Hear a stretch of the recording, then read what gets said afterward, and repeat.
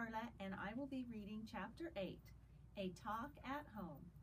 On Sunday morning, Mr. and Mrs. Arable and Fern were sitting at the breakfast in the kitchen.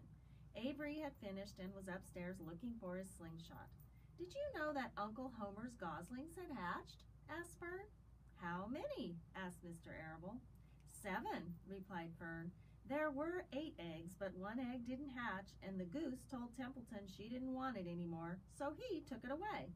"The goose did what?" asked Mrs. Arable, gazing at her daughter with a queer, worried look.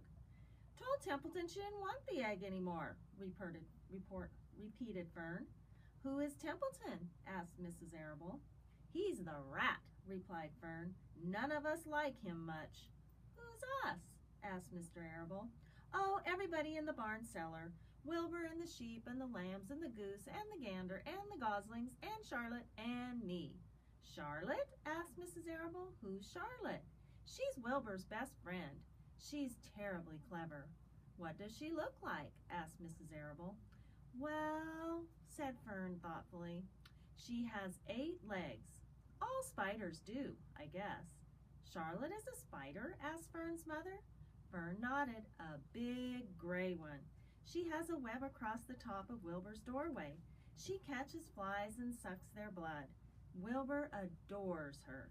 "Does he really?" asked Mrs. Arable, rather vaguely.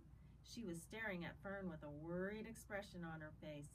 "Oh, yes, Wilbur adores Charlotte," said Fern. "Do you know what Charlotte said when the goslings hatched?"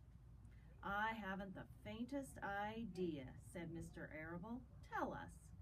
"Well, when the first gosling stuck its little head out from under the goose, I was sitting on my stool in the corner, and Charlotte was on her web. She made a speech. She said, 'I am sure that every one of us here in the barn cellar will be gratified to learn that after 4 weeks of unremitting effort and patience on the part of the goose, she now has something to show for it.' Don't you think that was a pleasant thing for her to say?" "Yes, I do," said Mrs. Arable. "And now, Fern, it's time to get ready for Sunday school. And tell Avery to get ready. And this afternoon you can tell me more about what goes on in Uncle Homer's barn. Aren't you spending quite a lot of time there? You go there almost every afternoon, don't you?" "I like it there," replied Fern. She wiped her mouth and ran upstairs. After she had left the room, Mrs. Arable spoke in a low voice to her husband. "I worry about Fern," she said. "Did you hear the way she rambled on about the animals, pretending that they talked?" Mr. Arable chuckled. "Well, maybe they do talk," he said. "I've sometimes wondered. At any rate, don't worry about Fern. She's just got a lively imagination. Kids think they hear all sorts of things." "Just the same, I do worry about her," replied Mrs. Arable. "I think I shall ask Dr. Dorian about her the next time I see him.